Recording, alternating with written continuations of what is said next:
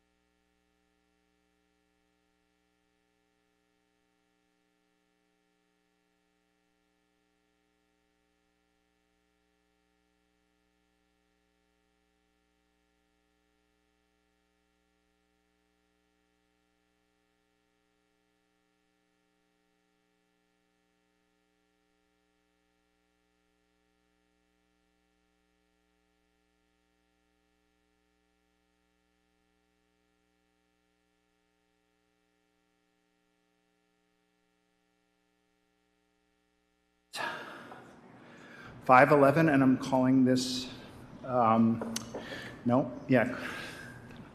So sorry I'm late. I totally lost track of time. I'm going to call this meeting to order. Could I get a roll call, please? Christy? Present. Dana? Present. Dan? Present. James? Present.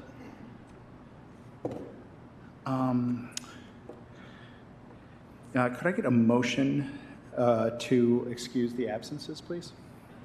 I move to excuse absences of Eric Stuckey and Andrew Grayson. Seconded. All those in favor? Aye. All right. Could I get a motion to adopt the formal agenda, please? I'll move to adopt the formal agenda. Seconded. All those in favor? Aye. All right. And then is it possible to get a motion to approve last meeting's minutes? So moved. I'll second that. All those in favor? Aye. Luis, is it possible to get a reading of the disclaimer?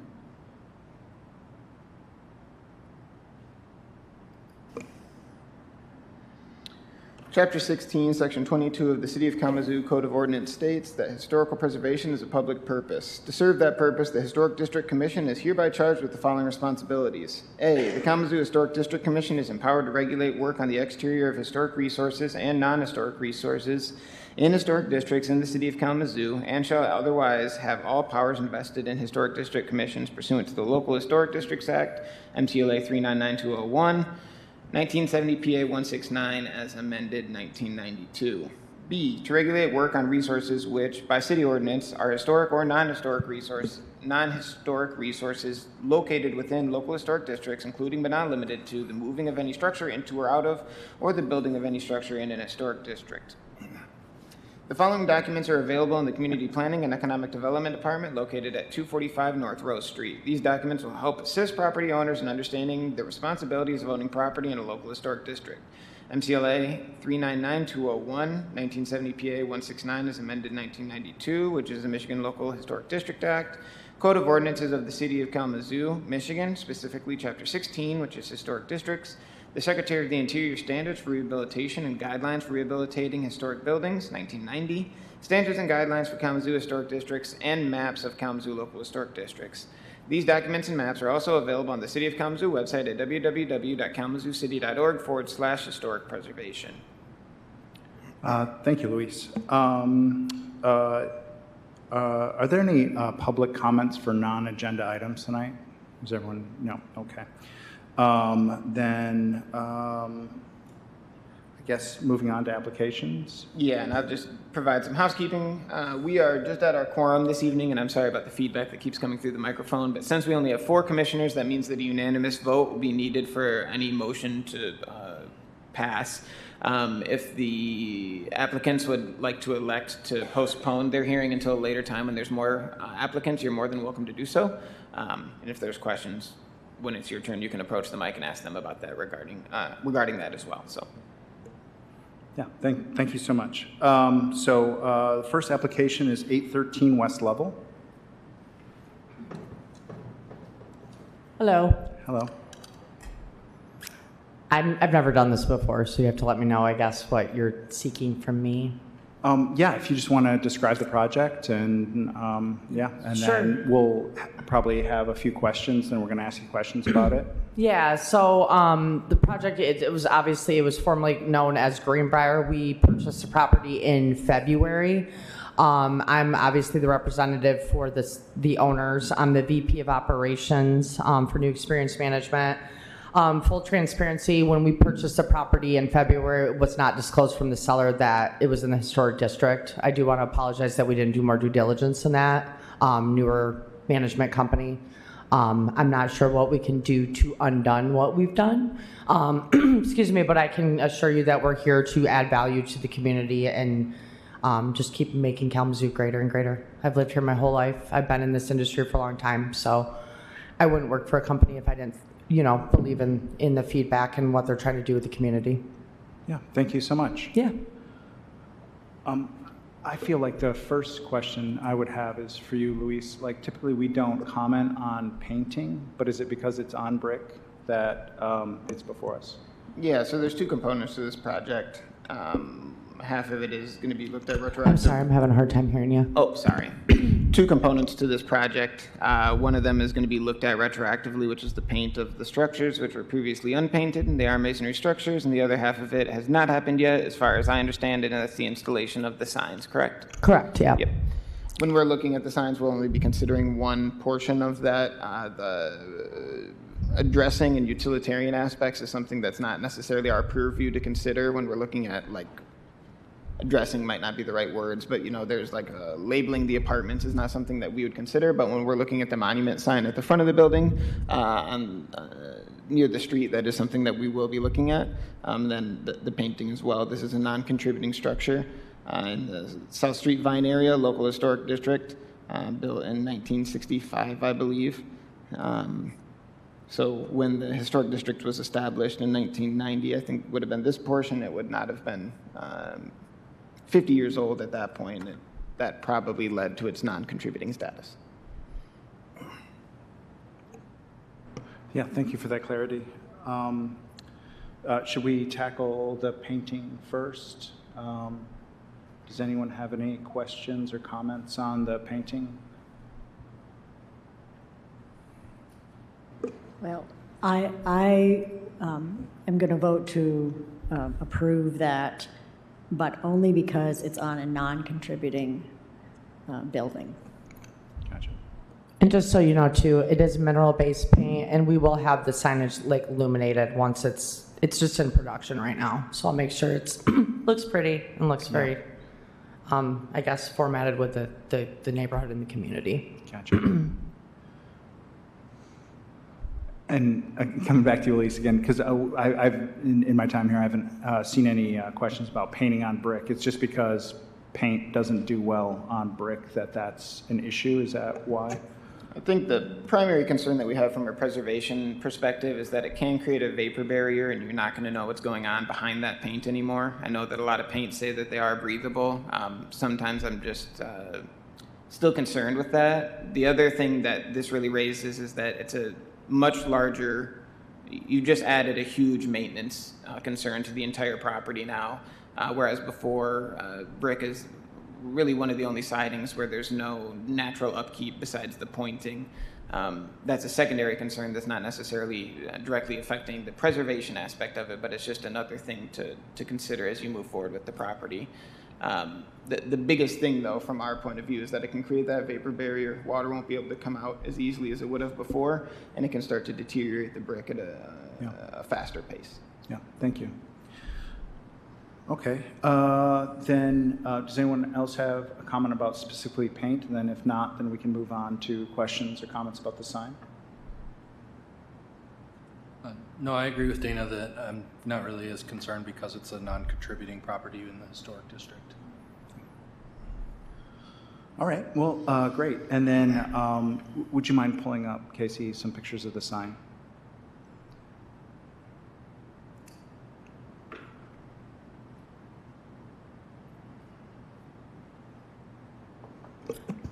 Like I said, this is in production. Last time I spoke with the production team, it's about 3 weeks out.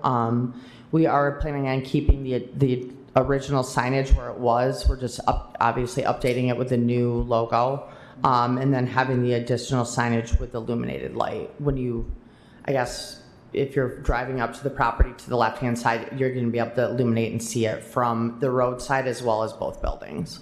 Right. And this will be external illumination. Correct. Yes. Yeah. That was my question, yeah.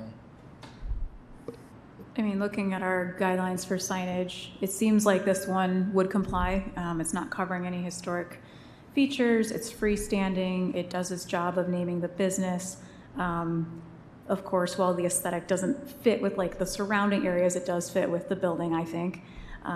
So, I mean, to me, I don't see a problem with this sign. I agree.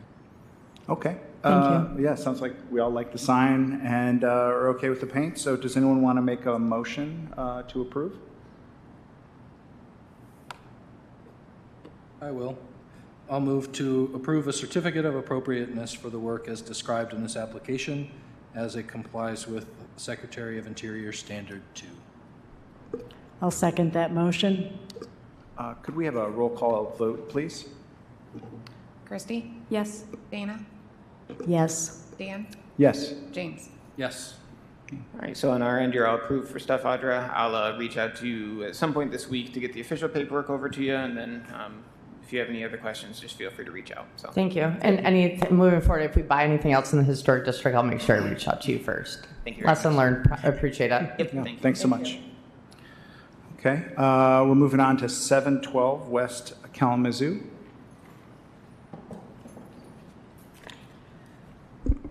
Hello, good evening.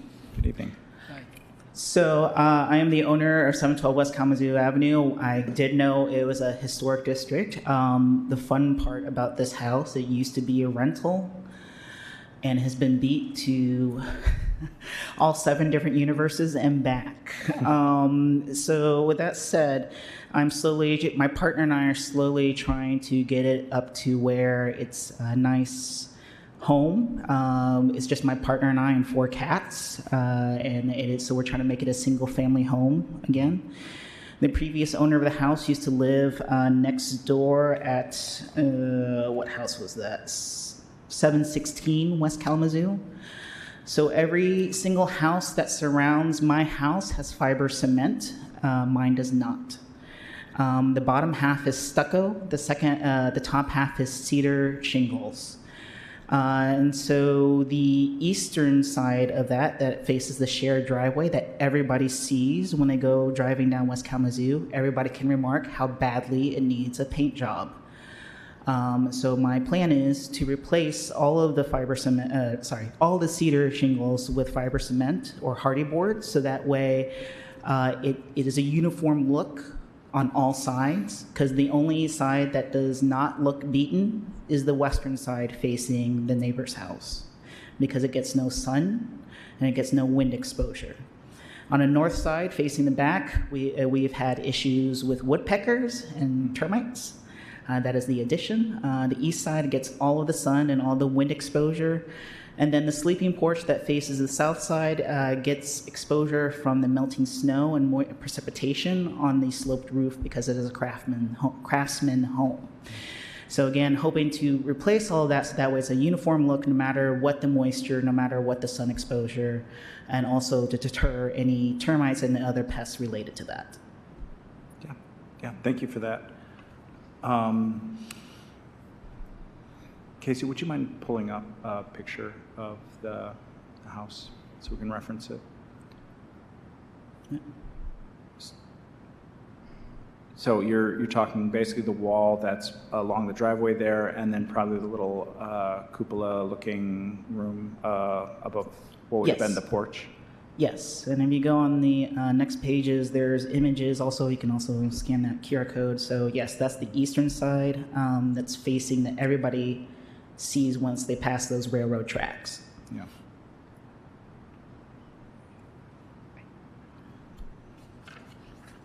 What efforts have been done to restore the existing wood shingles or to prevent further damage to them?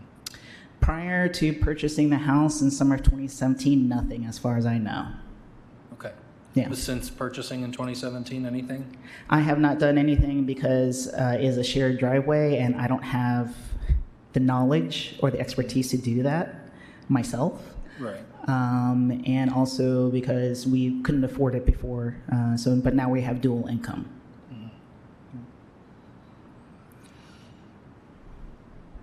I have a question about the trim. It looks like in your application, you're also looking to replace trim materials. Can you speak to that, please?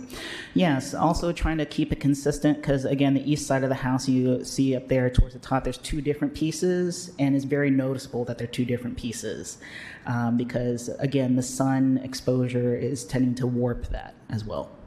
My hope is with using the fiber cement, it could mimic wood and replicate wood as close as possible, but then would not be damaged over the long term because of the hardy board properties.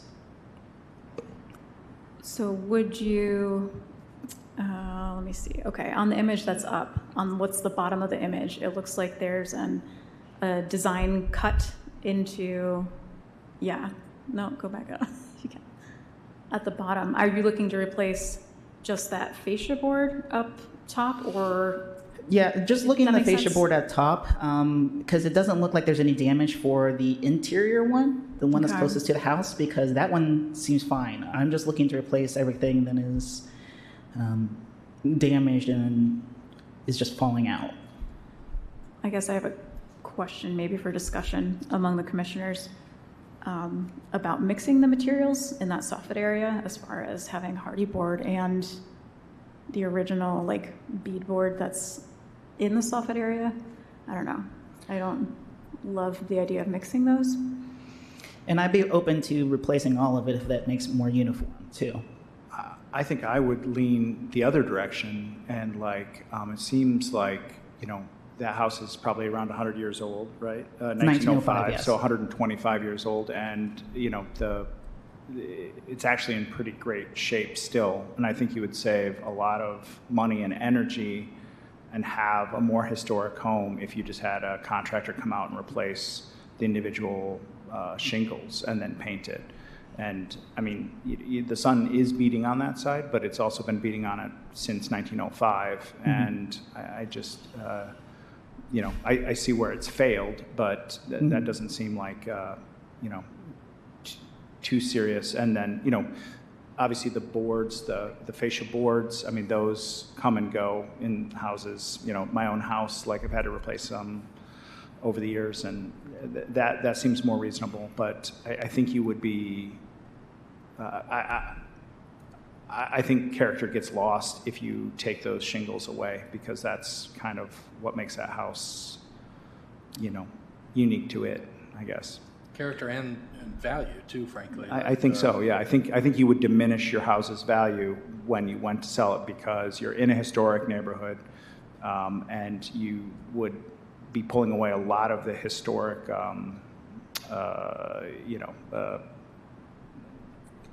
it wouldn't be as historic, so it'd be more trouble to get historic tax credits and stuff if you change it too much. So the thing is, I haven't applied for any historic tax credits at all for this house. Okay. None whatsoever, because, again, as I said, I've been working on trying to get it better to where it's a single-family home, which is why it's been a process, and that's, to be quite frank, I don't have the time to do things on my own, because not only do I work full-time, but I'm also a PhD student. Yeah. And so that's the reason why I'm leaning more towards the fiber cement. My partner is a graphic designer and illustrator, so she chose the colors. And so to me, it made more sense to pre-paint the fiber cement and then replace it all, so that way you can just install it in one go, as opposed to occupying the entire shared driveway for however long it takes to paint the second floor. I think the driveway needs to be occupied for the same amount, probably more time if they're taking all the siding off. I don't think that's a factor in the situation. Well, I wanted to clarify that. So you are asking to take off all of the existing siding and replace it. You're not Yes. going to put the siding over it. I tend to agree that's still a lengthy process. It's pretty invasive. And I just wanted to speak to the part of the application that references the neighboring properties that have the cement siding, fiber cement siding. We often talk about trying to consider each individual property. And so I didn't really see the relevance of that. I was curious, however, from Luis's perspective, is there any relevant backstory to that we should be aware of? That somehow all these other properties in the historic district have this? Yeah, and a couple things. I think, cementitious siding has been around for probably since the 30s in one way or another. You'd see it early on with not fiber cement as we know it, but it would be asbestos siding, which also presents a unique challenge. So when we look at 407 Mitchell Place,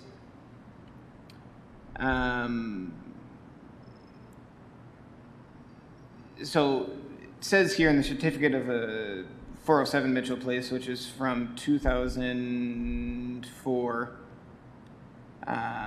that there was a request to repair the front and side walls of the front porch to match the walls of the house and repair the deteriorated wood on the rear of the addition. The T111 plywood covering material should be removed and the new siding installed to match the rest of the house. So they were not asking to do the entire thing, but to do an addition. It also says that it appears originally the entire house was covered with stucco, which has been removed and replaced with cement asbestos shingles, which is most likely what's covering 407 then till this day is cement asbestos shingles. If it is possible, they wanted to include drain holes at the front porch and it should be maintained to reopen the inside of the porch. So that is one of the properties that was mentioned.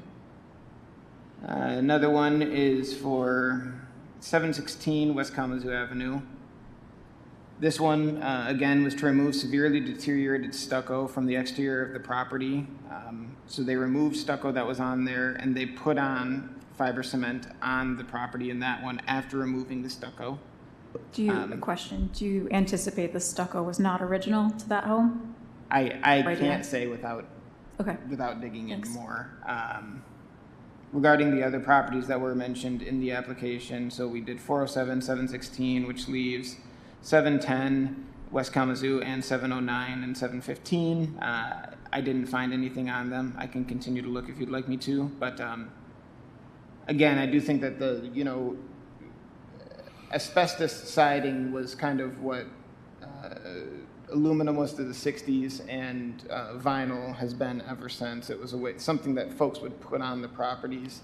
Obviously, asbestos presents a very unique challenge when it's applied to a property, and that's not what we're speaking of here, but it has been something that's been around for a while. Hardy board was developed in the 80s, but you'd see things like Insul brick or other kinds of siding like that that were around previous, if that answers your question. Yeah, and so all the other surrounding houses have some sort of siding that is not wood, and I'm the only one that does not.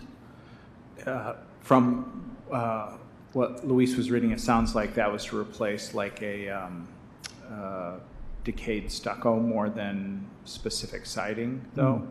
And like for example, if the stucco on the bottom part of your house was totally deteriorated, I don't know. I guess that's what I'm... Yeah. So if you don't already know, let me share with you the guidelines within which we are asked to operate. And the local historic guidelines does not endorse the residing of structures, number one. In rare instances where it can be demonstrated that more than 50% of the original materials will no longer hold paint or are so badly deteriorated that they can no longer be reasonably repaired, or when the current siding is considered hazardous, then that's something we can consider. So I guess what I'm asking you, or what I'm telling you, is I haven't seen in the application that more than 50% of the original materials will no longer hold paint or are so badly deteriorated. It's clear that you have some, but I'm struggling to make that 50% status. Is there anything that you could share with me that did not make it into the application? So as far as within the first year or so, I mentioned that earlier, the termites and the woodpecker, but also that we also had an issue with bats that became an issue consistently. And so it wasn't until we called an exterminator that we were able to, alleviate that. So you see there in the bottom right, there's also a bat exit door in case we have bats again. So that's mainly what we're looking at, is just uniform consistency of appearance as well as trying to deter any pests. I hear you. I feel for you. I've had the same issues at my homes with bats and things like that. But I mean, bats and mice are so tiny, they're going to find a way in. And I don't know that replacing the siding on a historic structure is going to solve your problem. I mean, they will find a way, tiny gaps in the caulk and the flashing, anything along the roof line, the trim line. I don't think that that's going to solve the problem. And as far as termite damage, I think I would recommend getting a termite pest plan and stopping what's there. I don't think it's appropriate to remove all of the siding and replace it. And the big thing pushing us is we have to operate within a certain guidelines. Like, we're given a parameter that we don't have, our opinion doesn't really matter, outside of following that guideline. And this is where it's falling in, is like, the damage is there. We see some damage, but it's still within, well within the realm of renovation to be brought back to stay. And no efforts to renovate have been done in this, since ownership in 2017. Yeah. So that's, I mean, that's kind of, I feel like where I'm at.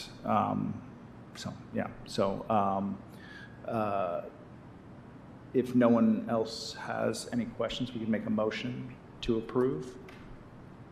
I did have a question of what is the incentive, again, to adhere to the historic guidelines?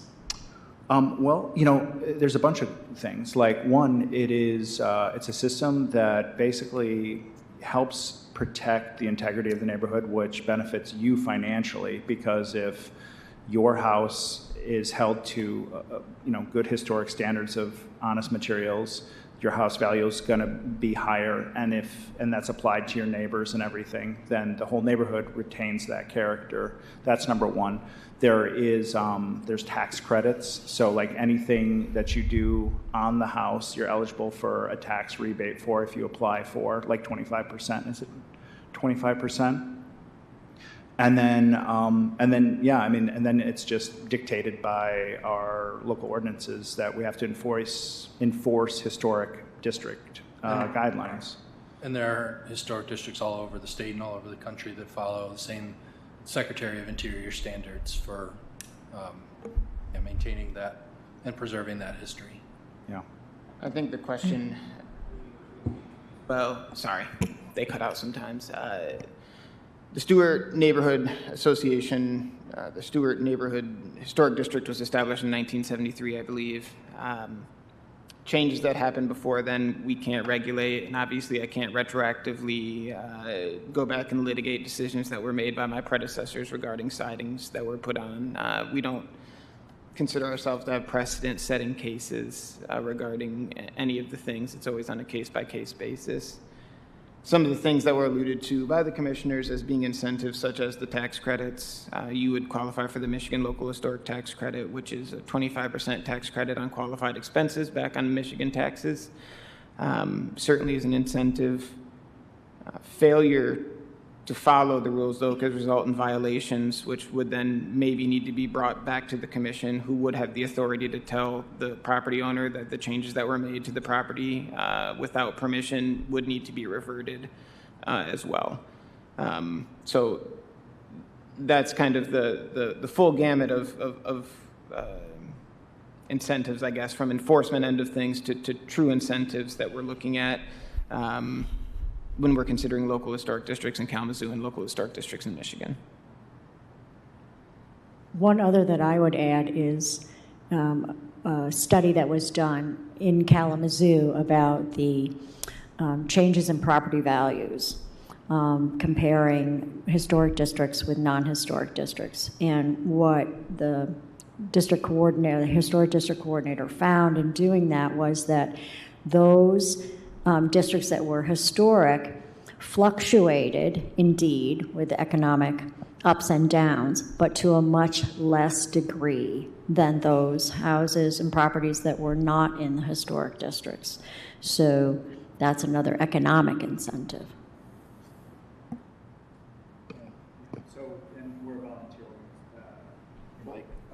Sorry, we're a volunteer board that sits here, just basically enforcing the framework that's given to us. And the community has come to the conclusion that this is in the community's interest to enforce this. So I'll make a motion to approve a certificate of appropriateness for the work in the application as it complies with Secretary of Interior Standards 2 and 6. Seconded. Casey, could I have a roll call vote, please? Christy? No. Dana? No. Dan? No. James? No. Was denied. I'll be in touch with you tomorrow to send over the paperwork, and then we can continue to stay in touch if you have questions about moving forward with the repairs on the property. I'll see if I can, I know that there was someone that had some extra shingles as well, so I'll see if I can put them in touch with you as well. Okay, So, thank you. Yep, thank you.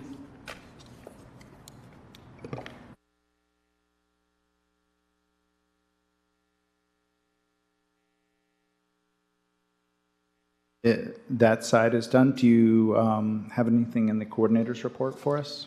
Not a whole lot. We had a gravestone cleaning that happened on the 30th of June. I can't even remember if I shared it with you guys, so apologies, but I just got another email that came through about another gravestone cleaning that'll be coming up, so I'll share that one with you guys. We had to change the date, because of some potentially rainy weather that was going to be coming in for the first day, so we switched it over to a Sunday. I think that might have impacted the amount of people that were at the actual meeting, but we still had 9 folks show up. I cleaned 2 stones, and it's always a good time, and it's a gratifying thing to see them go from a lot of those stones, especially the older ones, are very soiled, and to see them come back to close to clean is really neat to see. How do you choose which stones get cleaned that day? Usually they just pick a section and you just go and clean whatever stone tickles your fancy, I guess. So there's probably more rules about things that you shouldn't do as opposed to what you should do. I won't belabor that point, but if you guys do have questions about gravestone cleanings, especially here in the city of Kalamazoo and our two city-owned cemeteries, let me know. There's a PowerPoint that was put together by Gary Swain of Friends of Kalamazoo's Historic Cemeteries, and I can pass that along. He is the man that's organizing, in collaboration with the Historic Preservation Commission, all of our efforts in gravestone cleanings moving forward. So, again, if you're interested, just let me know. Shoot me an email, and I can shoot one back, or I can just send out the PowerPoint that he put together to everyone. Kind of goes over some of his basic to-dos and not to-dos.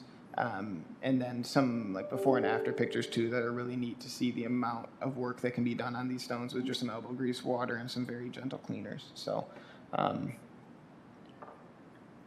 yeah, it's great. And if anyone ever does want to come out, there's no real time obligation. If you just want to come out just to poke around or you want to just clean one stone or whatever, more than welcome to, and just let me know. And then you can also take this stuff. If you have family nearby that's interred somewhere, you could take it to family plots as well if you ever want to kind of spruce up some of their stones as well. Yeah, it's funny, I've watched a ton of videos on Instagram Reels of cleaning gravestones, and it's so cathartic to watch it. It is. It is. My shoulder was sore the next day, but it is fun to see that. It's very gratifying. As you all probably know, we do need more commissioners. We've put out some calls. I was talking to maybe Jimmy, maybe Christy, I don't know, directly before the meeting, and I haven't got any applications that would actually qualify. Actually qualify, meaning I think I got one, but it's from someone from outside of the city limits, and we need to have folks within the city limits to apply for this board in specific. So it seems that people are applying and they're noticing, but we just need to have them live within the boundaries of the city proper. I had a question. So at what point does Andrew Grayson, is he considered no longer on the committee? I mean, technically both of you guys' terms have expired. People are allowed to stay on the committee until their replacement is found. Right, So- but if they're on the committee, they need to show up at the meeting. Yeah, I mean, I guess that's the only reason is if the person stops coming to the committee meetings, are they still considered a member of the committee? I mean, how many meetings do you have to miss before you're not considered a member of the committee anymore? well, I think it's 6 meetings and then the board, Okay, at least for the it's historic- 6. not an automatic thing, then the board can elect to vote the member off. Okay, so it's 6, okay. How many seats are we trying to fill? Because we're also looking for an architect still, or Yeah, no? we're trying to fill 3 seats. 3? Okay. So if people know people, I would love plugs to happen for it. I do ask people all the time. do too. Okay, I hate to name him on the record. I won't name his name, but there's a person that just moved in around the corner from me who happens to be, I believe, an architect. And he's come here for a historic project on his house. So I think a lot of folks just don't want to. I think that he's been tapped before as well. I'll ask him. Here, so I have another question about that. I have talked to some people, and they're reticent because they are going to be coming to ask permission to do work on their house. Is that? And I don't think that's a thing. I don't think that's a problem. I think we would just they would recuse. They would and- recuse themselves. So okay, That would work. okay. Yeah. So yeah. It is important, obviously, for us to have an actual full board so we can function and we don't need to be scraping by the skin of our teeth, obviously, to get quorum together and then to make these decisions. I don't like to waste applicants' times and I don't like to waste. This is all just work for me, so if I come down, I live super close, I'm fine. But I know that for applicants, it can be a nerve-wracking process, so I don't It is. not be able to actually have the meeting. So, yeah, that's pretty much all that I have. All of our cases, a majority of our cases have just been Historic District Commission. As Casey probably knows, looking to get complete applications from some other folks, so those kind of stall out for the administrative reviews, but it seems like it's been rather slow right now, which is good and worrisome, I suppose. So. All right. Well, then, could I get a motion to adjourn? So moved. All those, a second, please. I'll second the motion. All right, all those in favor? Aye. Meeting adjourned.